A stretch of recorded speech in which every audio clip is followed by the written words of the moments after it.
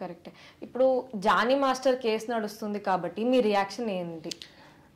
ఎందుకంటే అది ఎప్పుడో 2019లో జరిగింది అని ఆ గర్ల్ క్లెయిమ్ చేశారు, కానీ ఇప్పుడు బయటకు వస్తుంది. సో మీ రియాక్షన్ ఏంటి దానికి? అదేమంటే ఉన్ననాళ్ళు జనరల్గా బాగానే ఉండి సడన్గా ఒకరోజు ఏదో గొడవ వచ్చిందని చెప్పి, సరే గొడవ వస్తే ఆ గొడవ మీద కేసు పెట్టండి. ఆయన తిట్టాడా, కొట్టాడా, లేకపోతే నాకు ఆపర్చునిటీస్ రాకుండా చేస్తున్నాడు, ఏదైతే దాని మీద పెట్టాలి తప్ప రేప్ కేసు ఇలాంటివి పెట్టడం అనేది భావ్యం కాదు అనేది నా ఉద్దేశం. ఈవిడే కాదు, బట్ రీసెంట్గా ఇది ఒక ట్రెండ్ అయిపోయింది.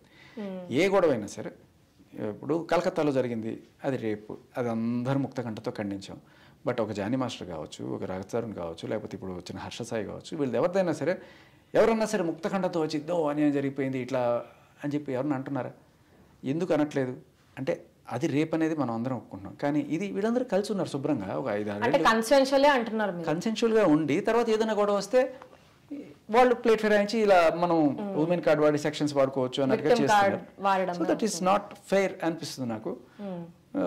తెలుస్తుంది during the course of it's case. But generally ఇటువంటి కేసెస్ లో అమ్మాయికే ఎక్కువ సపోర్ట్ ఉంటుంది. And though the boy might be wrong or he might not be wrong, తనకి అంత సపోర్ట్ రాదు. సో ఇటువంటి సిచ్యువేషన్స్ లో అబ్బాయిల పరిస్థితి ఏంటి? అదే ఇప్పుడు విచిత్రంగా ఏమవుతుందంటే, ఒకసారి రాజతరుణ్ వచ్చిన తర్వాత జనాలు ఆలోచన మారింది.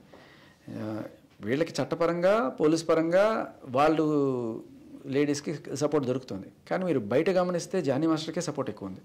అండ్ అలాగే ఇప్పుడు హర్ష సాయికి నేను అప్పుడు కాల్ రికార్డింగ్ కూడా రిలీజ్ అయింది ఒకటి.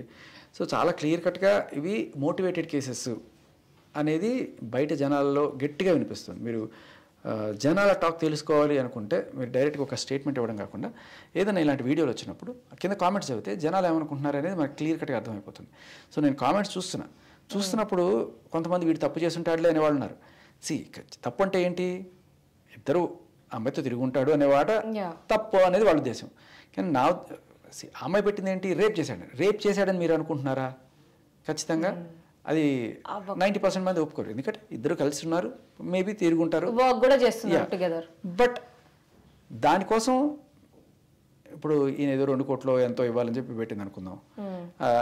2 కోట్లు ఇవ్వకపోతే 2 కోట్లు ఇవ్వాలని అడుగు, లేకపోతే నన్ను ఫైనాన్షియల్గా మోసం చేశాడని చెప్పు. దానికి రేప్కి సంబంధం ఏంటి? సో ఎవ్వడూ కూడా ఇది రేప్ అని ఒప్పుకోవట్లా.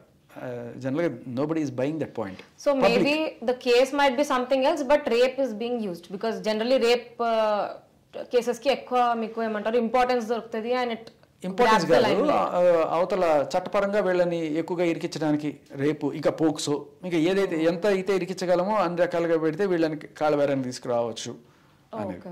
సో కొంతమంది దీన్ని డబ్బుల కోసం చేస్తారు, కొంతమంది దీన్ని వాళ్ళు ఇంకా ఏదైనా సరే మోటివ్స్ ఉండొచ్చు, వాళ్ళకి ఏదో డిమాండ్స్ ఉంటాయి, ఆ డిమాండ్స్ని తీసుకోవడానికి చేయొచ్చు. అదే అంటున్నది. ఇప్పుడు నిజంగానే అది రేపు జరిగింది అనుకుంటే, ఇప్పుడు కలకత్తాలో జరిగింది వెంటనే, లేకపోతే ఎక్కడైనా జరిగింది వెంటనే వెళ్ళి పోలీస్ స్టేషన్లో కంప్లైంట్ చేస్తారు.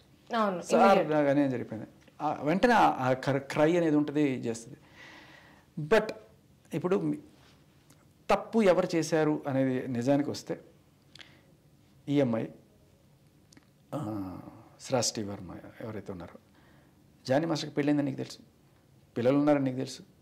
సో ఆయన ఒకవేళ నిన్ను ఏదైనా సరే ఫేవర్ అడిగాడు, నీకేదో బెటర్ ఛాన్సెస్ ఇప్పిస్తాను అని చెప్పినా కూడా, అంటే నీకు బెటర్ ఛాన్సెస్ వస్తాయి అనే ఉద్దేశంతో వేరే అమ్మాయికి నువ్వు అన్యాయం చేస్తావా? అంటే నీ లైఫ్ బాగుండడం కోసం వేరే ఆడదాని జీవితం నాశనం చేస్తావా? వేరే చిన్న చిన్న పిల్లలు ఉన్నారు, వాళ్ళ జీవితం నాశనం చేస్తావా నువ్వు? ఈ క్వశ్చన్ ఎవరు అడగరా? తప్పు కదా. నువ్వు బాగుండాలనుకోవడంలో తప్పులేదు, కానీ ఆన్ ఒక ఆవిడ దాని జీవితాన్ని నాశనం చేసి on the cost of perfect point, ఒక ఆడదాని జీవితం, ఒక చిన్న పిల్లల జీవితం నువ్వు నాశనం చేసి వాళ్ళ ఒక ఫ్యామిలీని చిదిమేసి నువ్వు నీ జీవితాన్ని నిర్మించుకుందాం అనుకుంటున్నావు. ఒకళ్ళ సమాధి మీద నువ్వు మొక్క పెట్టుకొని పెంచుదాం అనుకుంటున్నావు.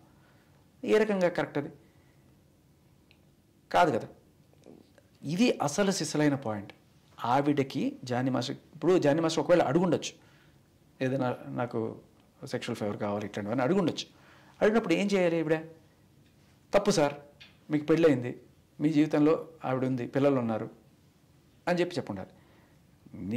నీ కెరీర్ బాగుండాలి, నీ కెరీర్లో ముందుకు పోవాలి, అందుకని ఒక ఆడదానికి అన్యాయం చేస్తున్నావు.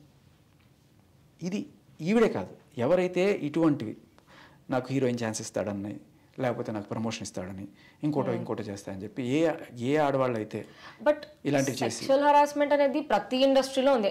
Let it be corporate, let it be entertainment industry, but entertainment ఫీల్డ్లోనే ఎక్కువ హైలైట్ అవుతుంది.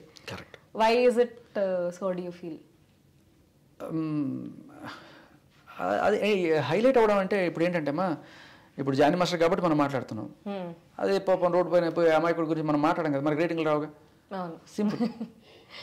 ఓకే.